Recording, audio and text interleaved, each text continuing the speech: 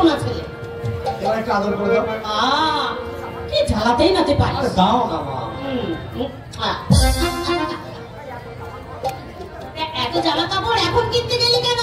বারে 1.5 মাস পরেই তো দুর্গা পূজা, একসঙ্গে দুইটা সেরে ফেললাম, ভালো করিনি মা? মন্দ বলার কি আর উপায় আছে? আচ্ছা বৌদি কোথায় গেল? সে চুলেশ্বরী কুন্তলিকা দেবী। আমি ডেকে দিচ্ছি। বোমা, বোমা, এদিকে একবার এসো তো। চৈতালি, হ্যাঁ তুই বুঝি ভাবছিস যে আমায় কখন দেবে, তাই না? কখনো না। ঠাকুরপো, আমায় ডাকছো কেন? তোমার রূপ দেখতে। রূপ কি আর আছে ভাই যে দেখবে? না, দাদার মতো মানুষের মাথা যখন ঘুরিয়ে দিয়েছে, রূপের দেবার কি তোমার কম? তা ঠিক, আমি দেখতে পাই না সত্যি, তবু বৌদি রূপের সুখ খেতে এবারে সবাই করে। অনেক কাজ আছে, দেখেছো না তাই বলো। ও মা, নতুন জামা কাপড় এনেছো বুঝি? কই দেখি দেখি।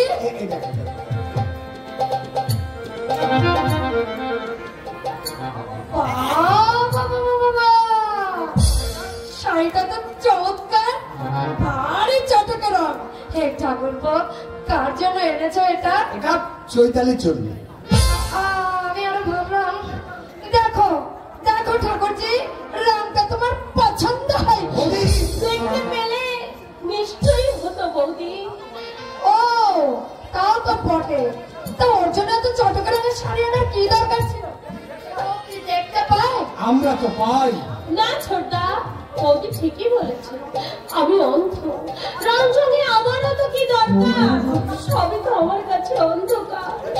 এরপর থেকে তুমি আমার জন্য সাদা মাটা কাপড়ই এনো। এই ছোকা, তোকে তো বুড়োমি করতে হবে না, এনে ধর।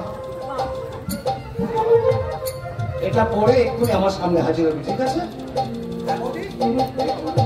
এটা তোমার জোর আর দাদার দুটি বান্ধবী। দাও।